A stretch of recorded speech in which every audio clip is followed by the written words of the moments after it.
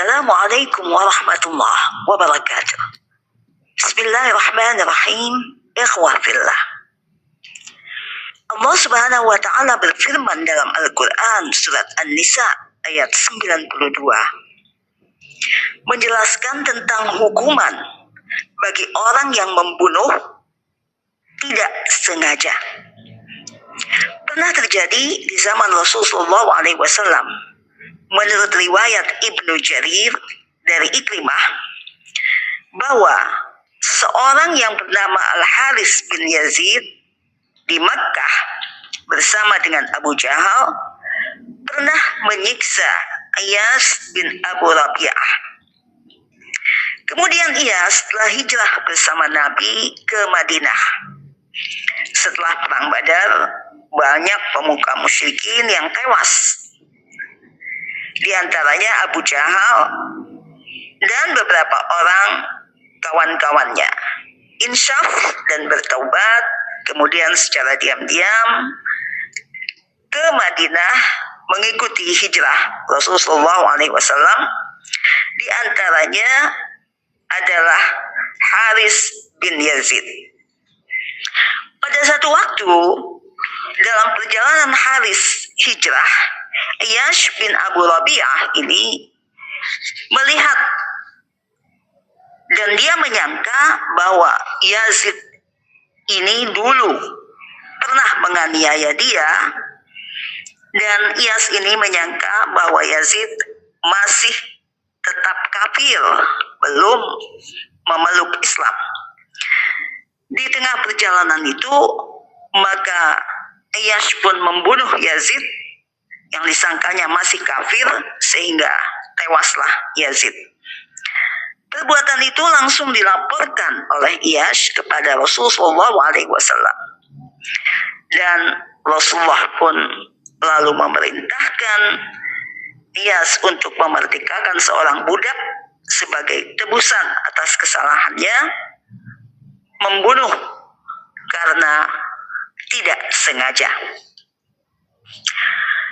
Dalam surat An-Nisa ayat 92, Allah menjelaskan bahwa hukuman bagi orang yang membunuh dengan tidak sengaja, maka dia harus memerdekakan budak dan juga membayar diat atau denda atau ganti rugi kepada keluarga korban.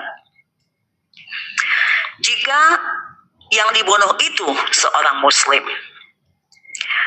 dan jika yang dibunuh itu non-muslim, akan tetapi dia sudah memiliki perjanjian dengan Rasulullah yang disebut dengan kafir dhimmi, maka orang yang membunuh tersebut pun harus memerdekakan budak dan juga membayar diat atau ganti rugi. Mengapa Allah memerintahkan untuk memerdekakan budak? Karena menghilangkan nyawa seseorang ini diperumpamakan dengan seorang budak yang kehilangan kemerdekaannya. Kehilangan kemerdekaannya disamakan dengan orang yang kehilangan jiwa. Karena itulah disuruh oleh Allah yang membunuh itu wajib memerdekakan seorang budak yang muslim pula jika yang terbunuh itu seorang muslim, dan membayar diat, denda atau ganti rugi kepada keluarga korban. Kemudian apabila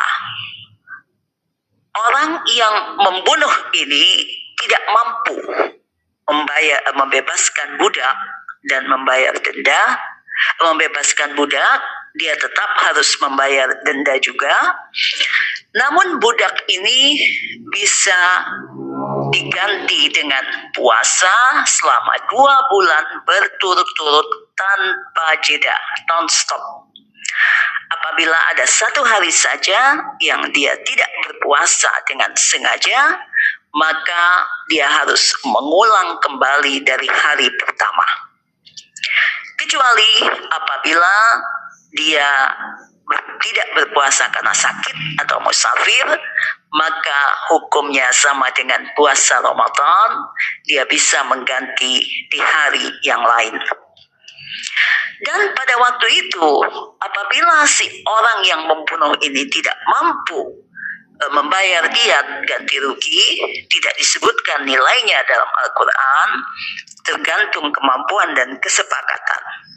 Namun Rasulullah SAW dalam sebuah hadis sahih riwayat Abu Dawud dari Jabir bin Abdullah, Nabi pernah mengatur diat atau ganti rugi dengan onta 100 ekor, sapi 200 ekor, atau dengan kambing 1000 ekor. Adapun jika membayar dengan pakaian, maka jumlah ganti rugi itu 200 stel pakaian. Dan pada waktu itu, jika yang membunuh ini tidak mampu, tidak memiliki harta untuk membayar ganti rugi, maka kaumnya juga dibebani, boleh membantu.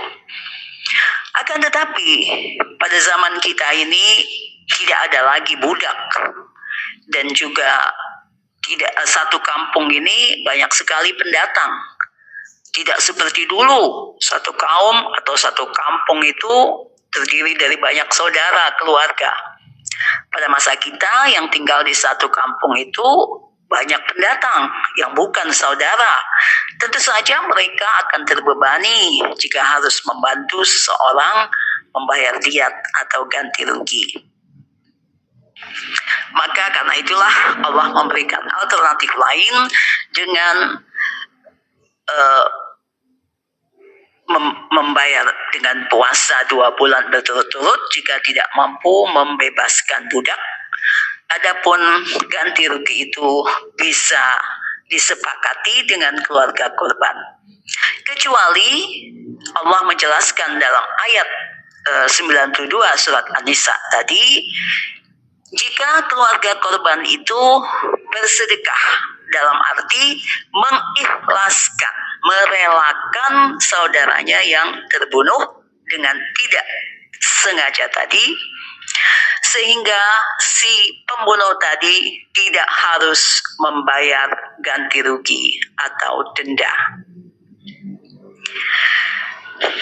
Dari ayat ini kita bisa memahami bahwa Allah Subhanahu wa taala sangat menghargai nyawa seseorang. Jika seseorang dibunuh dengan tidak sengaja atau terbunuh tanpa sengaja karena kekeliruan saja, hukumannya demikian berat. Apalagi jika dia sengaja membunuh, bahkan yang dibunuh itu sesama mukmin, seperti yang pernah kita jelaskan, kita bahas di video yang lain, yaitu yang dijabarkan dalam surat An-Nisa ayat 93. Tentu saja membunuh dengan sengaja hukumannya akan lebih berat. Kalaupun di dunia dia mendapatkan hukuman yang ringan, bahkan lolos dari hukuman, akan tetapi ingatlah bahwa dia tidak akan pernah lepas dari hukuman Allah di akhirat nanti. Wassalamualaikum warahmatullahi wabarakatuh.